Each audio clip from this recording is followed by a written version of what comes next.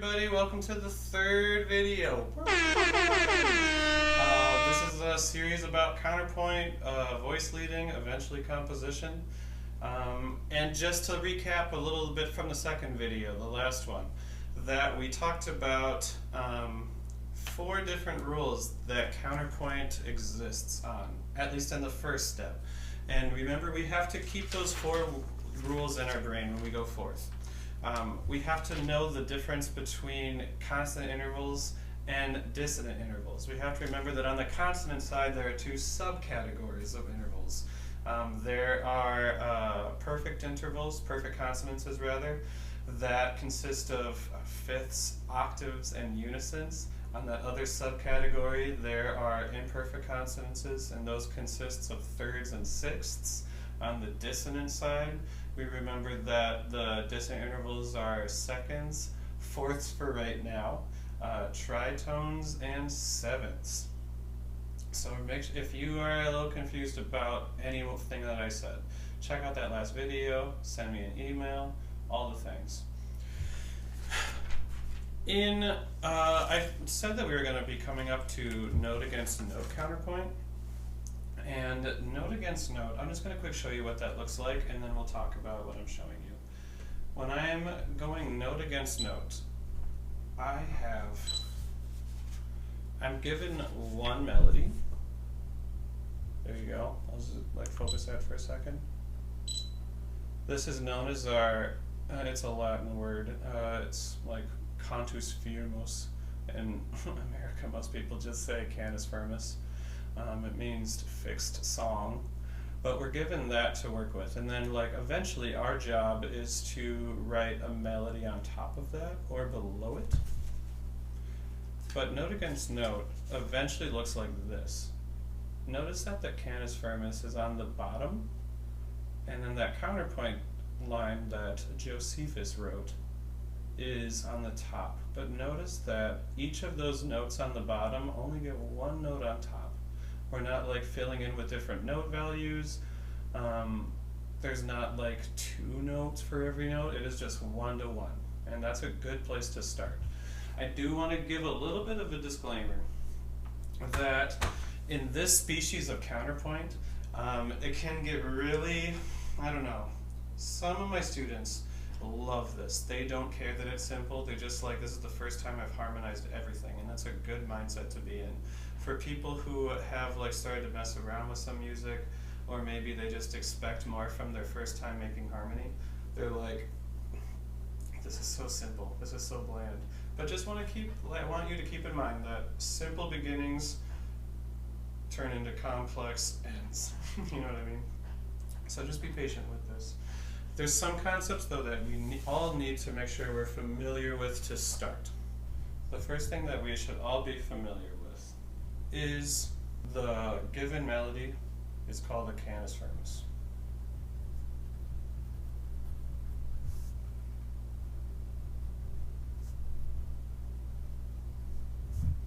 So if you ever hear me say cantus firmus, I'm talking about the melody we're given to harmonize. Also, 1 to 1, 1 note per 1 note.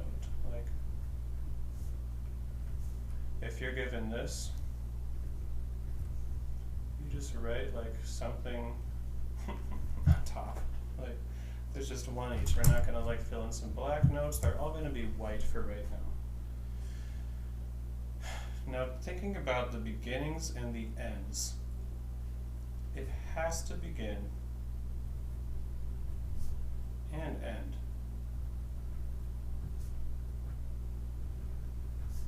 with a perfect consonance. That helps us establish our key. Our mode is what he uses. That's the terminology he says. And then a little tip that he gives, there should be more imperfect consonances than perfect. he uses the language and says that they're more harmonious. There's a few more like basics that we just have to make sure that we're on board about, because some of the modes we're going to be working with are minor. Some of them are not going to begin on C. Actually, most of them won't. So here's a few things that we have to make sure that we know what we're talking about. First one, we have to know all of our accidentals. Our accidentals that we are going to chiefly use right now is a sharp, and that raises a pitch by a half step.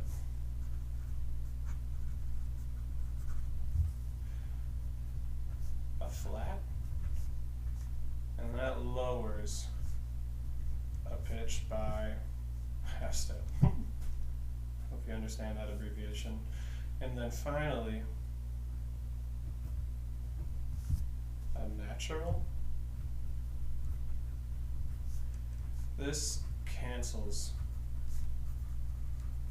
previous accidentals. We're not going to see a ton of these right now. We're actually mostly going to be running into sharps.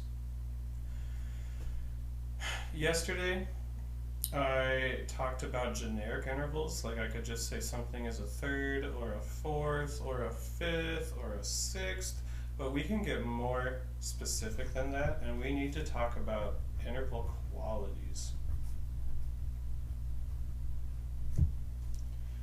And these, I think, are most helpful shown like both by writing and also by like on the keyboard at the same time. So here's the first interval I want to show you.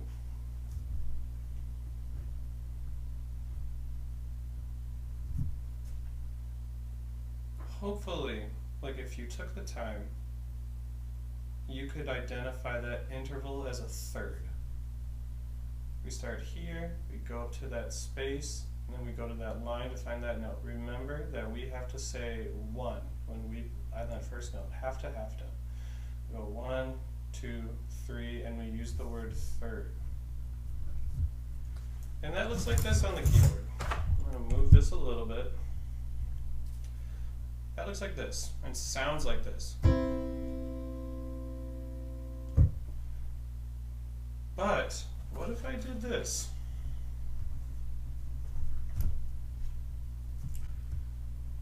I'm going to still write something on the C line. I'm going to write an E up there. I'll put this over there for right now, since some people may still be learning. But now, I'm going to put a sharp there. Notice that on the page, these have not changed their spacing. This is still in a line, that's still in a line, and they're on the same lines as they were before. But now this is up a half step, right? And what that looks like is this. I was here on the C. Sorry. I was here on the C. Now I'm up a half step. I've traveled a little bit. Now I'm on a C sharp. So just remember, or to remind you rather, I played this to begin with. Now I'm playing that. Notice the sound changes a little bit.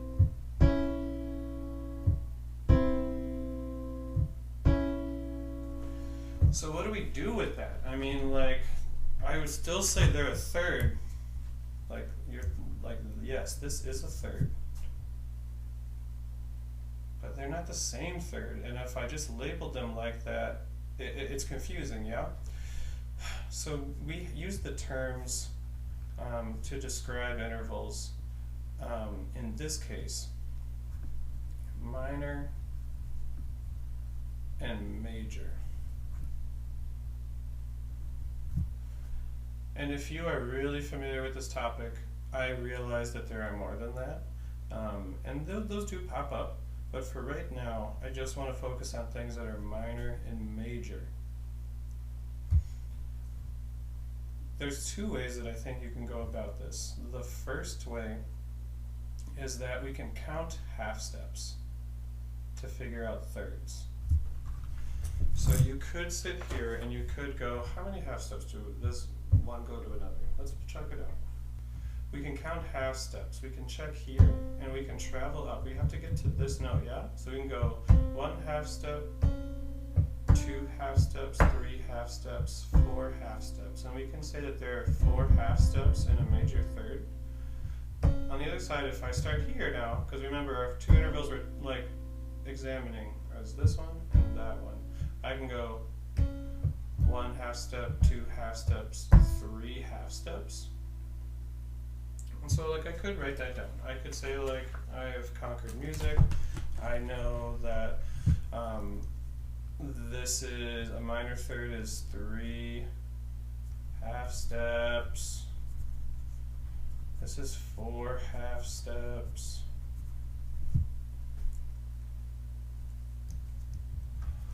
Honestly, I think that I found a quicker way, and this helped me in college. I'm going to give a little bit of a disclaimer, is that if this is like the amount of music, if this is the most amount of music you've done, I don't think what I'm about to say works for you.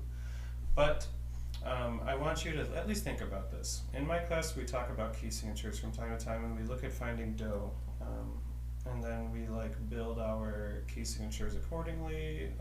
We know how many half steps and whole steps there are in a scale. We work on things like that. If I'm trying to identify a minor third or a major third, if I can picture a major scale based off the bottom note, if that note fits in to a scale, it's major. If it doesn't, it's minor. I'll explain. Let's use D. And I want to figure out if this F, I want to figure out if this F is a major third or a minor third. It goes space to a space. And I know in my brain, because I've done a lot of music making, that if I say to myself, what does a D major scale look like? Well, the key signature starts with an F sharp and ends with a C, like those are the two things, an F sharp and a C sharp. Those are the notes that are in a D major key signature. And now like I look and I just see regular F, I don't see F sharp. And I think to myself, doesn't F fit into a D major scale? No, it doesn't. It does not at all. So I think to myself, D to F, just regular D, D natural to regular F, F natural, that can't be done in a major scale. That is a minor third. And this is how I was taught to write minor third. I write a lowercase m, I put a line over it, and then I just write the number 3 after. I'm going to show you another one like that. Let's do A and C sharp. So I think about I think about an A major scale, and what does that key signature look like? Well, it looks like this. I put a sharp on the F line, on the C space, and the G space at the top. And I think, is there a C sharp and an A major key signature? And like, by golly, yes. So like, this is a major third. It fits in, it's passed my test. I write it like that. Like I write a uppercase M. So like, if you are just starting out and you have access to a keyboard and you remember your chromatic scale, then like you can use half steps. And you even need to have access to a keyboard, let's be real. Like you just need to look up a picture of a keyboard and you need to be able to like figure out where like the letters fit in on that keyboard. And you can do that just by Googling like keyboard letters and then like image search that, and then there you are. If you're just beginning, this is going to be what you want to do. If you are if you've been around music for a little bit and you can imagine your key signatures and like you know how to just label things, this is so fast and so easy, and it helped me so much when I was in college. The reason I bring this up is because we just talked about earlier that it must begin with a perfect consonance. So like 5th octave, unison, whatever. The ending, he says down here, it should be noticed that in the next to the last bar, there must be a major sixth if the canis firmus is in the lower part, and a minor third if it is in the upper part. Let's look over here. Canis firmus is in the lower part. And you'll notice here that he put a sharp on that C instead of just like leaving it natural like it was earlier. Check that out. And he did that because of this rule down here. He said if it's in the lower part, that canis firmus, we must have a major sixth. Let's just quick look at those couple of notes here. He has, like, these are what he's working with. He has an E in his canis firmus and a C sharp up here. Now we can, let's figure this out. We can use that half-step rule. And I mean, you probably will be using this to start. Let's check it out. He has an E right here and a C sharp up here. We need to count our half steps. 1, 2, 3, 4, 5, 6, 7, 8, 9 half steps up. This is a major sixth right now. If I want to make a minor sixth, and I gotta keep this note the same, I just gotta move this finger down a half step. Let's count how many half steps. 1, 2, 3, 4, 5, 6, 7, 8. 8 half steps. 9 for a major sixth. 8 for a minor sixth. We can write that down. That is totally fine. This major sixth. 9 half steps. And I can count that thing up. I can use my key signature method. I know that in the key of E, my sharps look like this. And I think does C sharp fit into an E major scale, E major key signature? Sure does. Major sixth. These are tricky, and I mean, I would say worksheets on interval qualities abound. I might make a few just to because those are super helpful. We need to be able to know our difference between our minor and our major sixths, just because they permeate counterpoint. You need to have a working with that. And knowledge of interval qualities, those permeate through all the composition. We just kind of have to know what our interval qualities are. Let's go through his first example. So here we are, and I'm going to move this thing down. Josephus has taken all this knowledge, and he says, I shall do my best, and so shall we. Notice that the canis firmus is in the bottom line. Notice that his counterpoint line is in the top. So this is what he was given. He said, a teacher said, you gotta harmonize this melody. He's like, okay, here's my counterpoint. Notice also that both of these are in the treble clef. So this is kind of a rather high example. Notice that these numbers on top, he wrote in to kind of just show what measure he was on. And then down here, these numbers he wrote in between are helping him remember his interval quality, and I highly recommend doing that. And we did that in the last video, writing your numbers in between your intervals just to double check that you're following all the consonant rules. So here we go. I'm going to quick freeze the screen. I'm going to play the canis firmus. This is the canis firmus, the one on the bottom. Sounds like this. Pretty simple.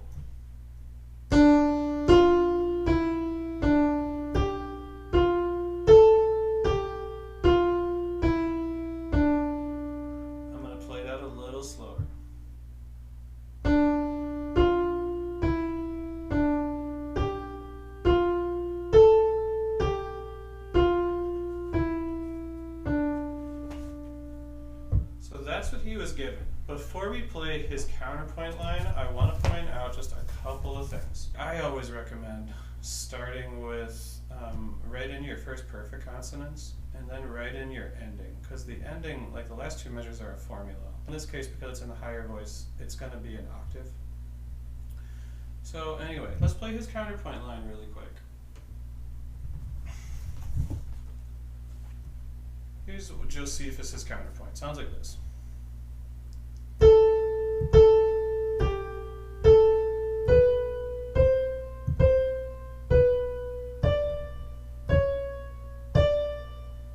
Notice the effect of that raised 7th scale degree, that second to last measure.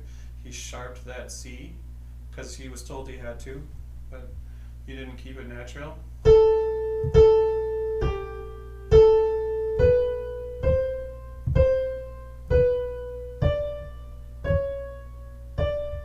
Together they sound like this.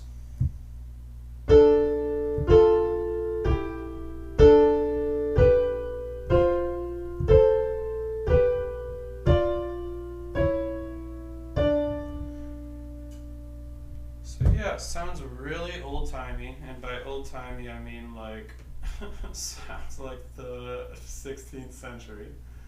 But that's kind of the point for right now. You just kind of like go through each of these examples. You write in your note to note. What we're practicing right now is identifying consonances, specifically like our imperfect ones and our perfect ones.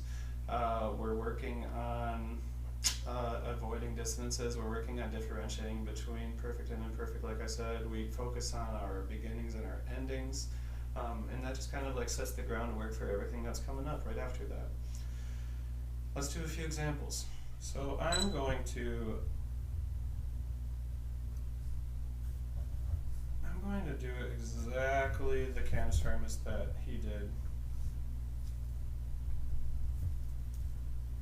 I'm going to see if I can come up with anything different.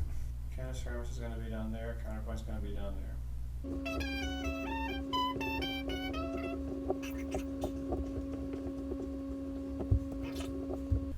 So just remember, he like put his measure numbers up here.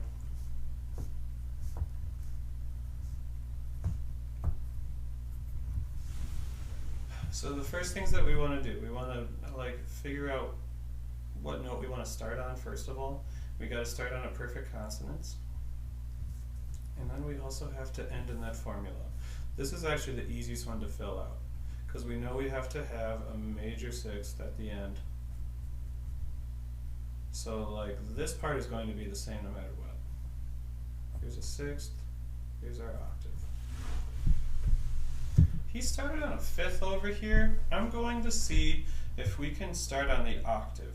I do want to point out one thing really quickly. I made that choice because I knew that like I have 3 available to me, right? Like he chose the fifth, which was right here. Our perfect intervals, if we have to start on one of those, we could also do an octave. We could also do a unison. I would avoid that one for right now. One of the rules that here's a tip that was given to us. He said earlier, like try to use, I'm going to just write that one for now. And I'm going to write a U for unison. He said, as much as you can, try to move in oblique and contrary as much as you can. So look here for a second. On the line that was given to us, this is a jump of a third, and it's going up. Like the motion is going that way. So if I was going to try to, like, first of all, use that kind of motion, like I might run into trouble if I also went up. But also, like later on, we're going to run in, and this is going to be way down the road, we're going to write into like a voice adjacent, like adjacent crossings, where like if you, like first, if I wrote this is just not allowed. You can't like go a unison to a unison. There's no harmony happening. It's just one line. So like that's not allowed. If I went like this and jumped into a third, this note is higher than the upper voice that came before it, Technically in this book, and someone might say like that's allowed, and like yes, I suppose, but like if we put more like rules in our box, um, it'll just help us like just don't put that. Don't put that at all. No, I don't have to erase that one. On the flip side though, the reason I want to start on the octave is because I can, like, it already gives me an opportunity to move down, like, or stay the same, to be honest. So let's see what my options are. So like sometimes it helps if like one voice is skipping or leaping if you move in a step, that's kind of helpful. I'm going to move down. So now I have a fifth between those two voices. Now things are going to get a little tricky. A little tricky. Because like if I move down a step again, I have now moved to a fifth, and I have parallel fifths going, and that is something I am not allowed to do.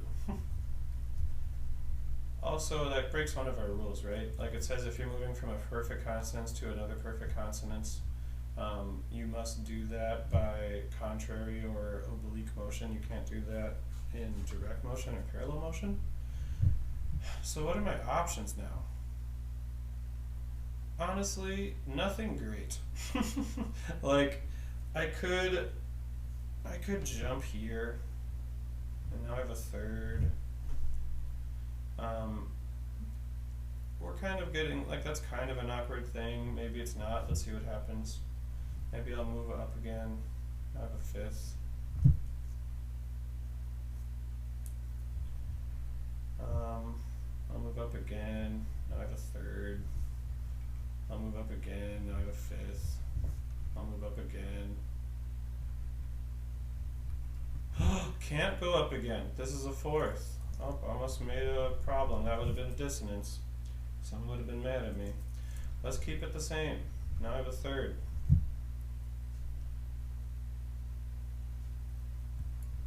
We'll go down. Third. We'll go down again. Third. I've written 3 thirds in a row, and I can do that. I wouldn't want to have 4 thirds in a row, but now I'm already getting to my end. So like, let's check this out. Like, this was my trouble one. I'm going to circle this for right now. Let's see what happened. I'm going to play just my counterpoint line for a second. Sounds like this.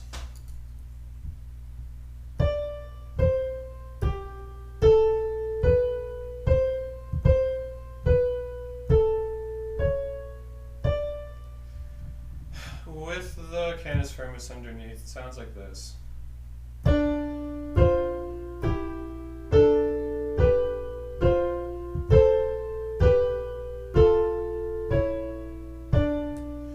So like this is where life kind of becomes a little subjective.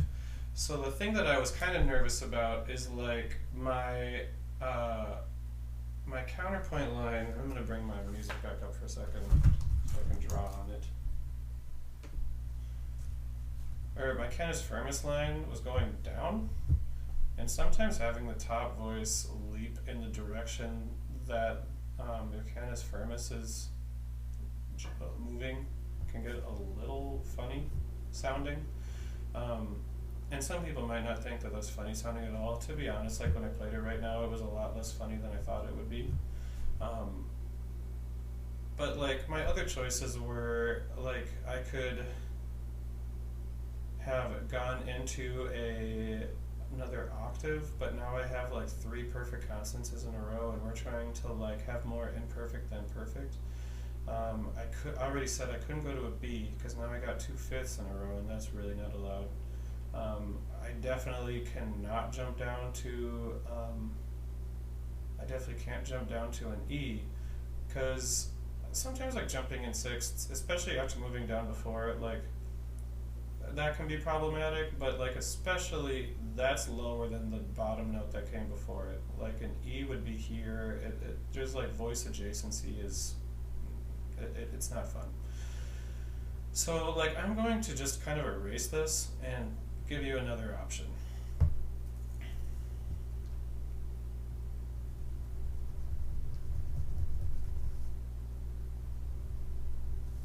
before I erase this.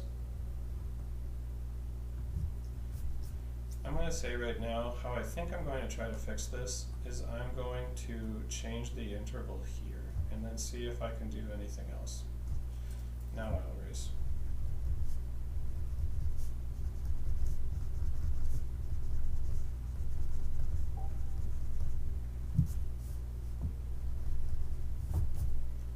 So here we are. I just erased everything. And I said I was going to try to change the interval here. This is what I think we can do. We can jump in fourths, that's fine. And by doing that, if I write an A here, now I have a third. And now I have a little bit more room to move. Notice that like this went up, now I'm moving down. Like this is a contrary motion, that's fine. And like if you move contrary, it kind of just opens up more things for you coming up. Also, like sometimes a good leap down is like best followed with a little step up. So let's do that. I have a fifth here. Wow, look at that. I have some options now. I can keep that B where it is.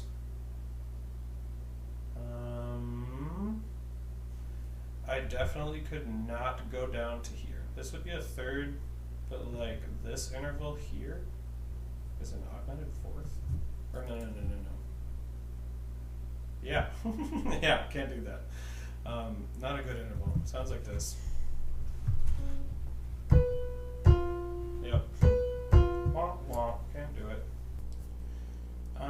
I can keep the B where it is. We can make a sixth. I could go back up to a D and make an octave. I would suggest against that because what we are, as you like find out about making melodic lines, you kind of don't want there to be too many like of your highest note. Like if I wrote a lot of D's and I just kind of like kept like hitting the high point over and over, it just kind of like loses a little bit of I don't know, creativity, as much as we can do a note to note at least, but also like in other things as well. So I would say my best bet is probably keeping this there. And just remember, like if my line now is going down and this is staying the same, that's known as oblique motion. I could have wrote that arrow better. That's oblique motion. That's totally allowed.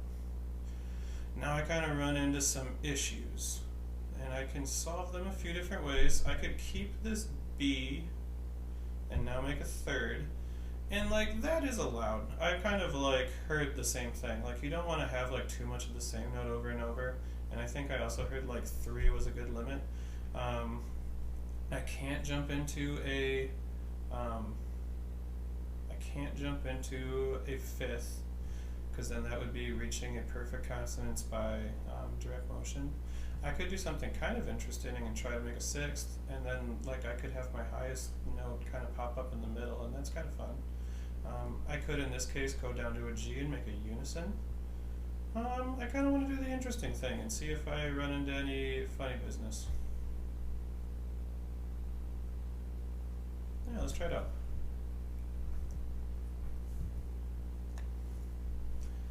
I think I'm going to maintain this little sixth feel for a second. Now I'm running into an issue. I almost wrote a C here. Oh, I could totally still do that. Let's do it. I have a third. I was getting worried about having like more than 3 sixths in a row, but like, no, we're fine. I shouldn't worry about it. Oh yeah, I am digging this.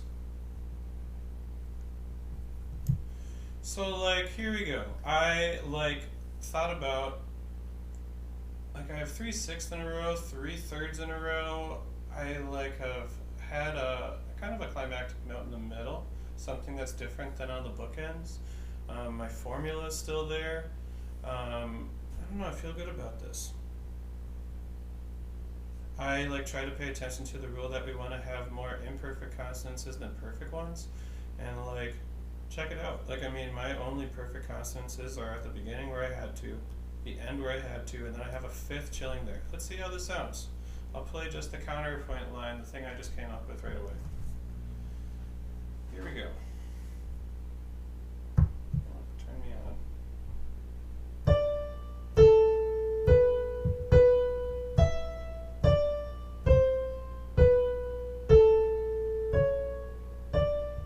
Let's see how that sounds with the Canis Firmus.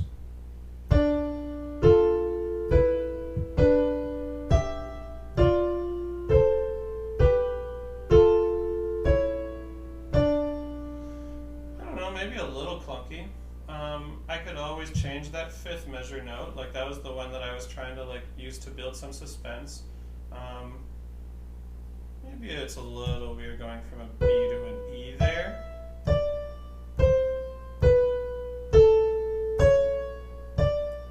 But I mean, you know, like it's a solution. I don't know that I'm as like pumped about it as I was before, but like I'm not upset about it either.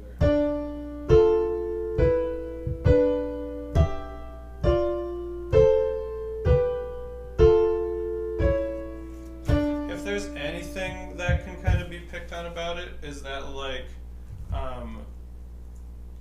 one of the tips that was given to us by dear old teacher Aloysius was he's just like try to use as much oblique and contrary motion as you can, and if anything can be said, a lot of this uses a lot of direct motion.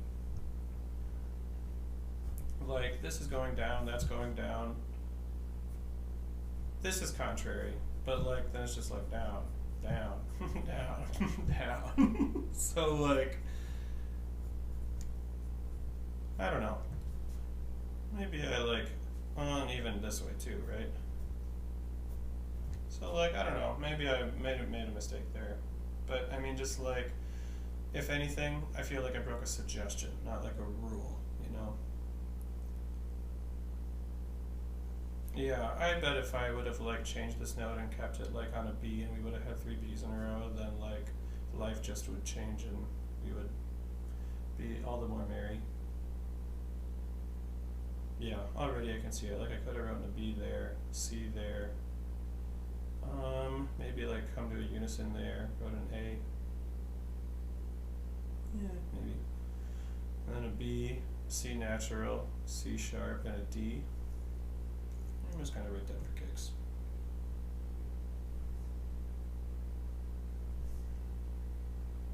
If this like messes with your brain, I apologize. But I want to just kind of show you what that sounded like. Let's try.